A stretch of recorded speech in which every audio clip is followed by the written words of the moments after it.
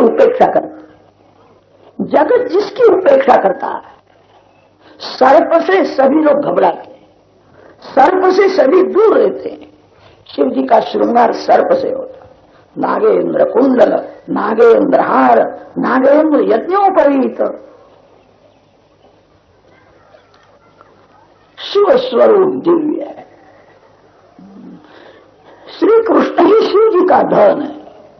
श्री कृष्ण को ही शिव जी हृदय में धारण करते हैं, श्री कृष्ण के साथ ही प्रेम करते हैं। ज्यादा तो क्या कहे, पार्वती जी से भी शंकर भगवान दूर बैठते हैं।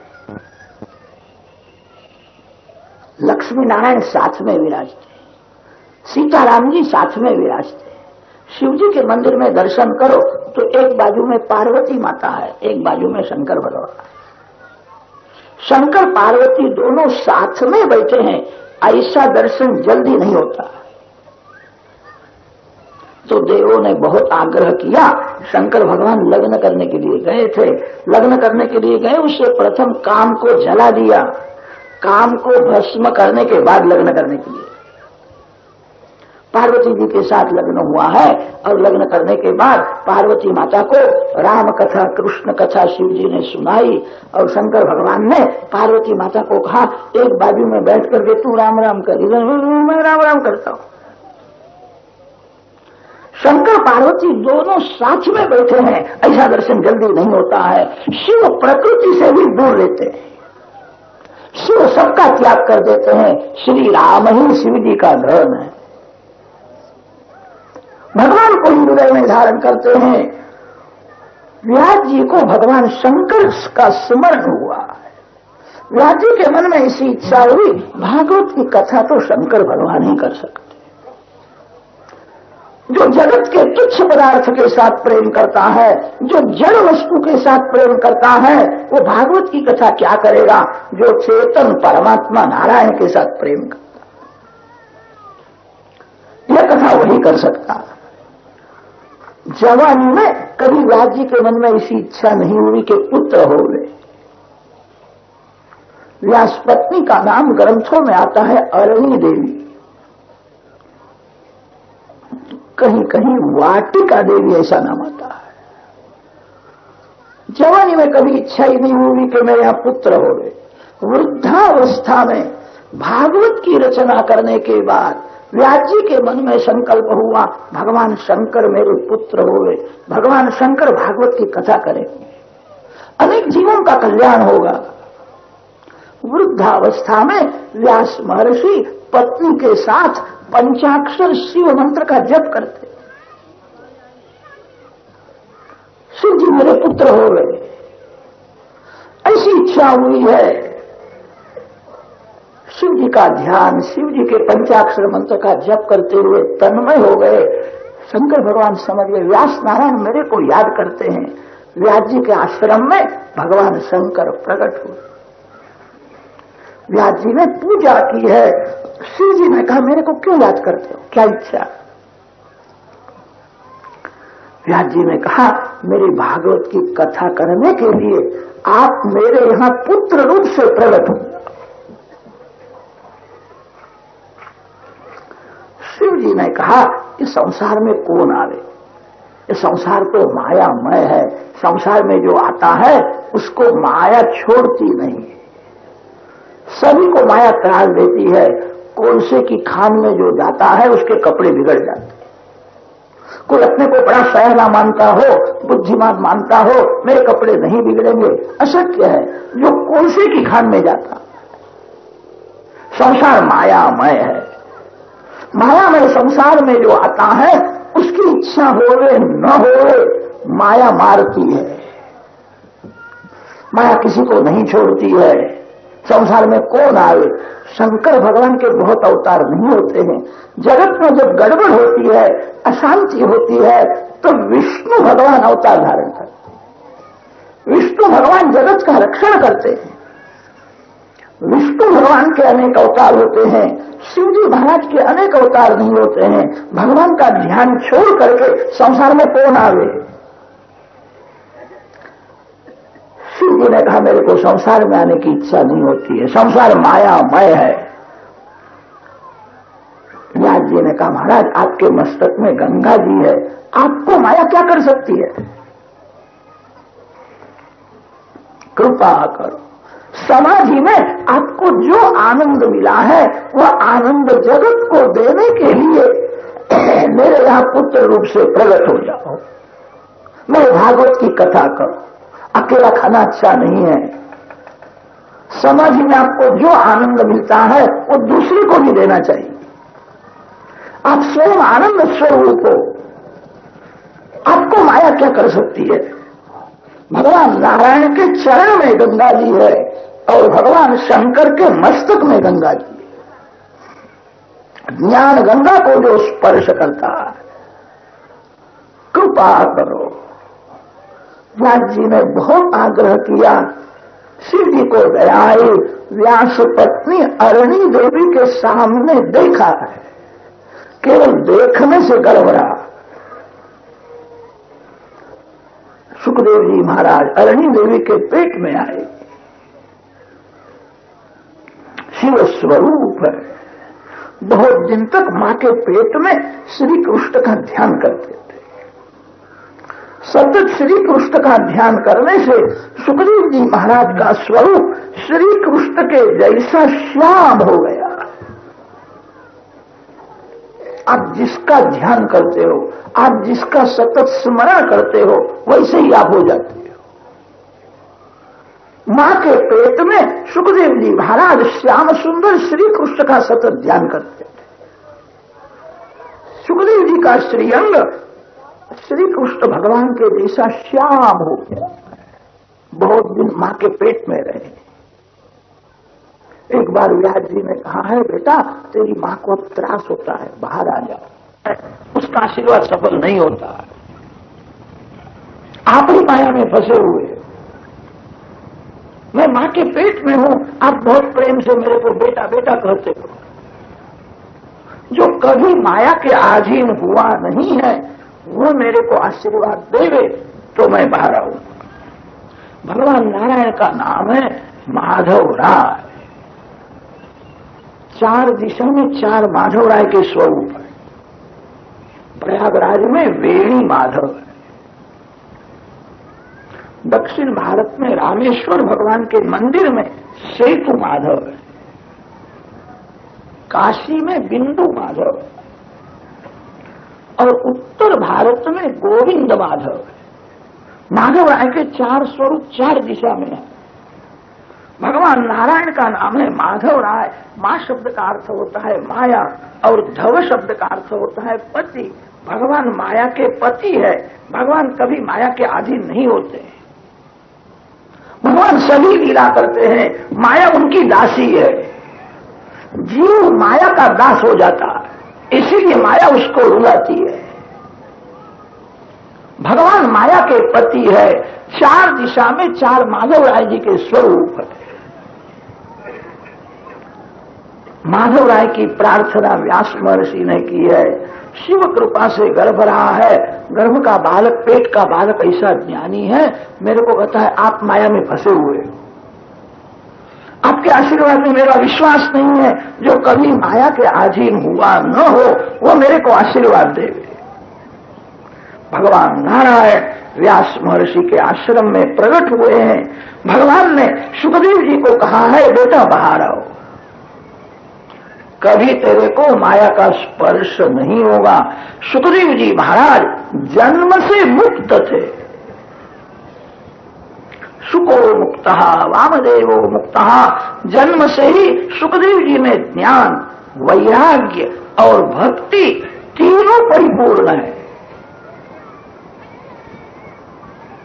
सुखदेव जी महाराज संसार में आए, कभी उनको माया का स्पर्श हुआ ही नहीं। जन्म से ही मुक्त थे।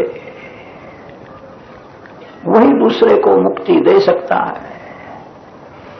पवित्र समय में सुखदेव जी महाराज का प्रागट्य हुआ। 16 वर्ष की अवस्था में ज्ञान, वैराग्य और भक्ति तीनों परिपूर्ण है। घर का त्याग किया। जगत ही मेरा घर है, मेरे अंदर जो नारायण है वही सभी में है। ज्ञानी पुरुष सभी में एक ही आत्मा को देखते हैं। ज्ञानी पुरुष आत्म स्वरूप में सभी का अनुभव करते हैं। जगत ही मेरा घर है। अनेक जीवों का कल्याण करने के लिए सुखदेव जी महाराज घर छोड़ करके जाते हैं। यम प्रव्रजन्तमुपेतमपेत कृत्यम द्वैपायनो विरह कातर आजुहाव पुत्रेति तन्मयतया तरवोऽभिनेदुः तं सर्वभूतहृदयं मुनिमानतोऽस्मि। सुखदेव जी महाराज जाते हैं तब मां को दुख हुआ है। मेरा पुत्र बहुत लायक है, उसको देखने से मन शुद्ध हो जाता है। मेरा पुत्र ऐसा लायक है, उसको देखने से, याद करने से वासना का विनाश हो जाता है। बहुत लायक है, भले लग्न न करे, घर में रहे, मेरे आंख से दूर न जाए। मां रोने लगी है। सुखदेव जी घर छोड़ करके जाते हैं। अनेक जीवों का कल्याण करने के लिए उन्होंने घर छोड़ा है। व्यास जी पत्नी को समझाते हैं। क्यों रोती है कि मेरा सुख मेरे को छोड़ करके जा रहे हैं, मेरे को बहुत प्यारा लगता है। व्यास जी समझाते हैं, जो अति से प्रिय है वही भगवान को अर्पण करना चाहिए। आपको जो अति से प्रिय है वो भगवान को अर्पण कर दो, आप प्रभु के प्यारे हो जाओगे। मानव का ऐसा स्वभाव है, उसको जो अच्छा लगता है वो अपने लिए अलग रखता है, उसको जो अच्छा नहीं लगता है वो मंदिर में जाकर के भगवान को अर्पण कर देता है। ये भक्ति है। अच्छा दूसरे को दो, जो आपको अतिशय प्रिय है वही परमात्मा को अर्पण करो, आप प्रभु के प्यारे हो जाओ। सुख तेरे को बहुत प्यारा लगता है, अब तेरा नहीं है, जगत का है, भगवान का है। उसके हाथ से अनेक जीवों का कल्याण होने वाला है। व्यास जी पत्नी को समझाते तो है, सुखदेव जी का वियोग सहन हुआ नहीं। मेरा पुत्र बहुत लायक, मेरे से भी श्रेष्ठ है, मेरे को छोड़ करके जावे नहीं। व्यास जी सुखदेव जी के पीछे पीछे दौड़ने, हे पुत्र, हे पुत्र, बेटा तेरी मां रोती है। सुखदेव जी ने वृक्षों के द्वारा उपदेश दिया है। तरवहा अभिनय रहू सर्वांतर्यामी नारायण में लीन हो गए। वृक्षों में से ध्वनि निकलता है, हे पुत्र, हे पुत्र। वृक्ष व्यास जी को समझाते हैं, हम कभी पुत्र के लिए नहीं रोते हैं। जो पत्थर मारता है उसको हम अपना पुत्र दे देते। लोग तो हमारे पुत्र को काटते हैं और खा जाते हैं, हम कभी रोते नहीं हैं। मेरा पुत्र किसी के उपयोग में तो आया, हम कभी पुत्र के लिए नहीं रोते। व्यास महर्षि बड़े ज्ञानी है, बड़े तपस्वी है, एक पुत्र के लिए रोते हैं। वृक्षों के द्वारा उपदेश दिया है तो भी व्यास जी सुखदेव जी के पीछे पीछे ही चलते हैं। हे पुत्र, हे सुखदेव जी ने कहा है, मेरे पीछे क्या पढ़ते हो, परमात्मा के पीछे पढ़ो। पिता पुत्र का संबंध सच्चा नहीं होता है, जीव का ईश्वर के साथ संबंध सच्चा होता है। जन्म से कोई जीव पिता नहीं है, जन्म से कोई जीव पति नहीं है, जन्म से कोई पत्नी नहीं है, जन्म से जीव ईश्वर का है। पिता पुत्र का, पति पत्नी का संबंध व्यवहार दृष्टि से सत्य है, तत्व दृष्टि से विचार करने पर सत्य नहीं है। मेरे पीछे क्या पढ़ते हो? जीव ईश्वर का अंश है, जीव ईश्वर का है, परमात्मा के पीछे पढ़ो। अनेक बार मैं पिता हुआ हूं, आप भी अनेक बार पुत्र हुए हो। कौन पिता और कौन पुत्र है? यह सब वासना का खेल है। वासना जीव को बाप बनाती है और वासना से ही जीव बेटा होता है। पिता पुत्र के संबंध में वासना के बिना दूसरा क्या है? बुढ़े की घर में वासना रह जावे, वो बुढ़ा मरने के बाद बेटा होकर के आता है।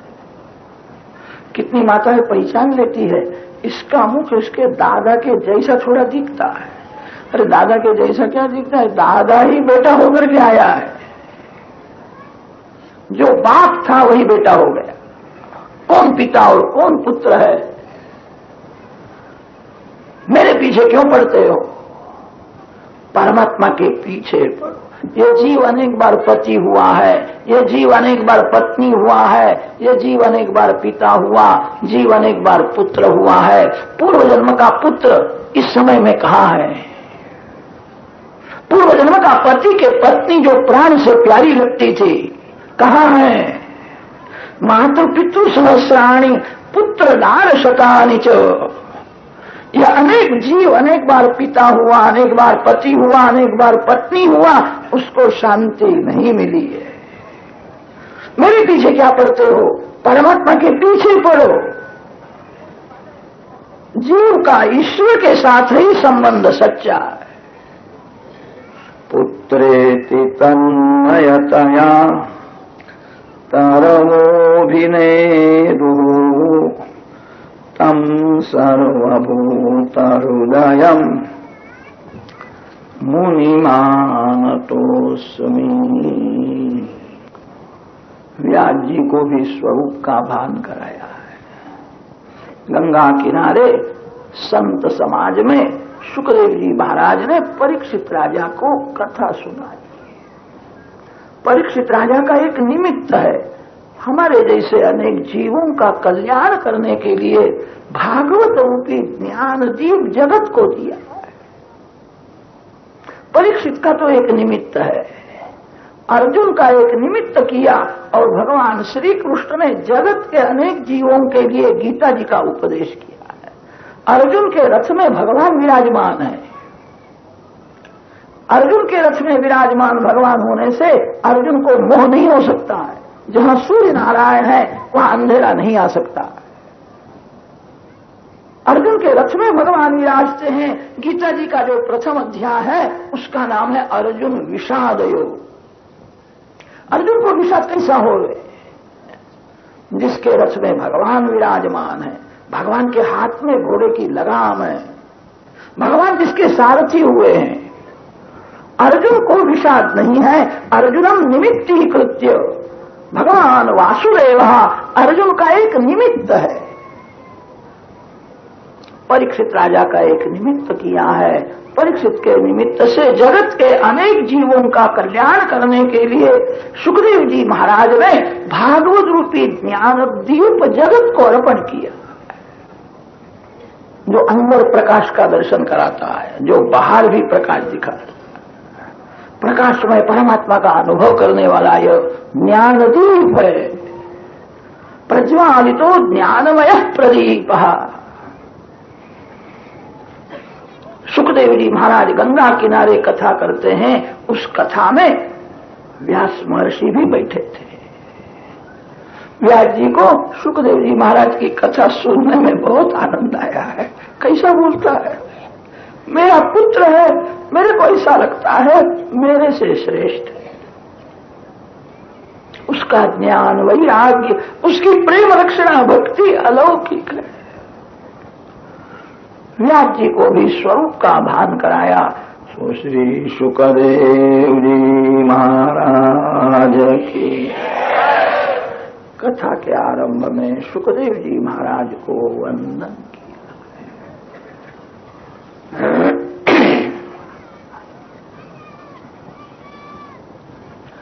विशाला क्षेत्र में सनकादिक ऋषियों नारद जी को यह भागवत महात्म्य की कथा सुनाते। एकदा तु विशालायाम चत्वार ऋषयो मलाः सत्संगार्थं समायाताः ददृशुस्तत् तत्र नारद। नारद जी महाराज लोक संग्रही संत है। संत दो प्रकार के होते हैं, लोक त्यागी संत और लोक संग्रही संत। सुखदेव जी महाराज ने लंगोटी का भी त्याग कर दिया। व्यास जी को कहा, आप मेरे पिता नहीं, मैं आपका पुत्र नहीं। पिता पुत्र का संबंध सच्चा नहीं होता है, जीव का ईश्वर के साथ संबंध सच्चा। सबका त्याग कर दिया। सुखदेव जी लोक त्यागी संत है, नारद जी महाराज लोक संग्रही संत है। नारद जी महाराज इसीलिए कृपा करके जगत में घूमते हैं, धर्म का प्रचार होवे, भक्ति का प्रचार होवे, समाज सुखी होवे, इसलिए नारद जी की प्रवृत्ति होती है। एक बार नारद जी अनेक देशों में घूमते हुए बद्रिक आश्रम में विशाला क्षेत्र में आए हैं। सनक सनंदन सनातन सनत कुमार चार ब्रह्मर्षि जहां विराजमान। नारद जी ने कहा, देश दुखी है, कलयुग का प्रभाव बहुत बढ़ गया है, ज्ञान और वैराग्य को मूर्छा आई है, भक्ति छिन्न भिन्न हो गई, जीवन भोग प्रधान हो गया, जीवन में पैसा मुख्य हो गया, परमात्मा गौण हो गए, जीवन में भोग मुख्य हुआ और भगवान गौण हो गए, भक्ति छिन्न भिन्न है, ज्ञान वैराग्य को मूर्छा आई है। बहुत से लोगों को जगत देखने की इच्छा होती है, जगत जिसने बनाया है उसको देखने की कभी इच्छा नहीं होती है। कलयुग में ज्ञान को मूर्छा आई है, कलयुग में वैराग मूर्छा में पड़ा है, भक्ति छिन्न भिन्न हो गई है, जीवन में काम सुख मुख्य हो गया, जीवन में पैसा मुख्य हो गया, भोग प्रधान जीवन में भक्ति का विनाश हुआ। ज्ञान वैराग्य के साथ भक्ति पुष्ट होए ऐसा कोई उपाय बताओ। सनत कुमार जी ने कहा, ऐसा उपाय तो कलयुग में एक ही है, भागवत की कथा करो। गंगा किनारे कथा होवे तो सात्विक भाव जल्दी जागृत होता है। गंगा किनारे आनंदवन है, आनंदवन में यह कथा की है। काशी को आनंदवन कहते, सानंदम आनंदवने वसंतम आनंद कंदम हत पाप वृंदम वाराणसी नाथम अनाथ नाथम। गंगा किनारे चलो। सनत कुमार नारद जी के साथ गंगा किनारे आए हैं, कथा होने वाली है, सुना। बड़े बड़े ऋषि संत महात्मा राजा लोग भी बिना निमंत्रण वहां आए। जो लोग घर में बैठे थे उनके यहां भृगु ऋषि जाते हैं, भृगु ऋषि सभी को मनाते हैं, कथा में चलो, आपको समय न हो तो आध घंटा बैठना, फिर उड़ जाओ वहां से। एक एक के घर में जाकर के प्रेरणा करते हैं। बहुत से लोग अभिमान में बैठे थे, मैंने भागवत पढ़ा है, मैं सब जानता हूं, अभिमान में घर में बैठे थे। बहुत से लोग आलस में घर में बैठे थे। भृगु ऋषि एक एक के घर में जाते हैं, एक एक को प्रेरणा करते हैं। भृगु ऋषि ने विचार किया, मेरी प्रेरणा से कोई कथा सुनेगा, मेरी प्रेरणा से कोई भगवान के नाम का जप करेगा तो उसमें मेरा भी पुण्य का अंश रहेगा। जो पाप को साथ देता है, जो पापी को साथ देता है, उसको पाप थोड़ा भोगना पड़ता है, पुण्य में साथ देना चाहिए। पापी से पाप से दूर लो। भृगु ऋषि एक एक के घर में जाकर के प्रेरणा करते हैं। गुरुत्वात् तत्र नायातान भृगु संबोध्य चानयत। सनत कुमार जी नारद जी को यह कथा सुनाते हैं। भगवान श्री कृष्ण स्वधाम में गए तब भगवान ने अपना दिव्य तेज भागवत शास्त्र में रखा। जो शक्ति भगवान में है वही शक्ति भागवत शास्त्र में है।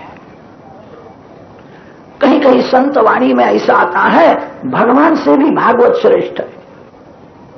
दुर्योधन को श्री कृष्ण भगवान का दर्शन हुआ था तो भी दुर्योधन की बुद्धि नहीं सुधरी है। रामचंद्र जी का दर्शन हुआ। राम दर्शन करने के बाद रावण युद्ध करता है।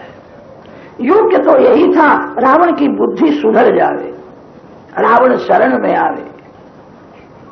कितने जीव ऐसे होते हैं भगवान का दर्शन करने पर भी पाप नहीं छोड़ सकते, भगवान का दर्शन करने पर भी उनकी बुद्धि नहीं सुधरती है। ऐसे जीव भगवान के नाम के साथ प्रेम करे, भगवान की कथा सुने।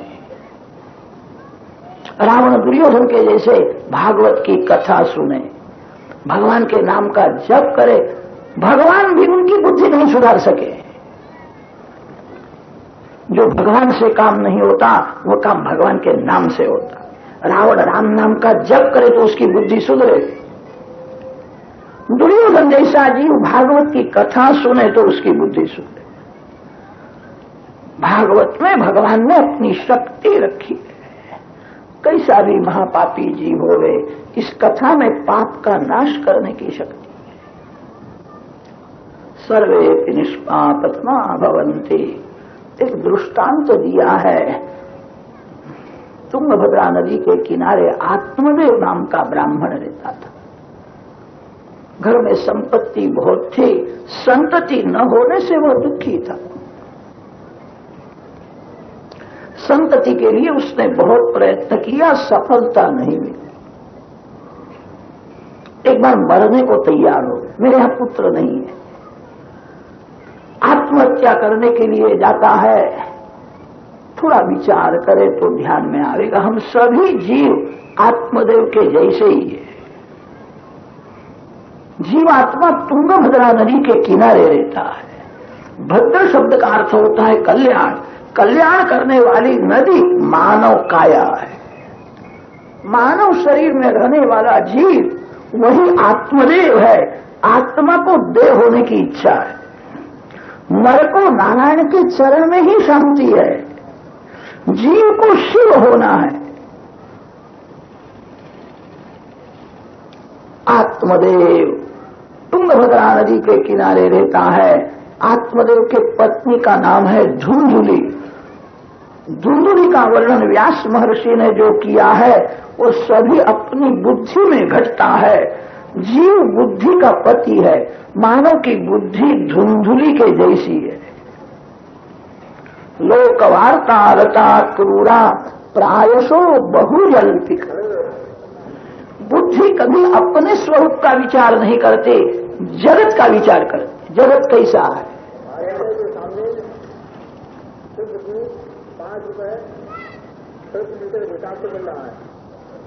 जिन लोगों को आवश्यकता हो आदर प्राप्त कर लो। सुखदेव जी महाराज वर्णन करते हैं, राजन जगत का विचार न करो। मैं कौन हूं, मैं कैसा हूं, कभी विचार किया है? मेरा मन कैसा है, मेरा मन कहां जाता है? जगत का विचार करने से लाभ नहीं है, अपने स्वरूप का विचार करो। बुद्धि प्रायः जगत का विचार ही बहुत करती है। जगत की बातें सुनने में उसको मजा आती है, अपने स्वरूप का विचार नहीं करती है। जीव बुद्धि का पति है। जीव का बुद्धि के साथ संबंध होने पर सत्संग करे तो विवेक रूपी सत्पुत्र का जन्म हो। सत्संग के बिना विवेक नहीं जागृत होता है। विवेक ही जीव को भगवान के चरण में ले जाता है। बिनु सत्संग विवेक न होई, राम कृपा बिनु सुलभ न सोई।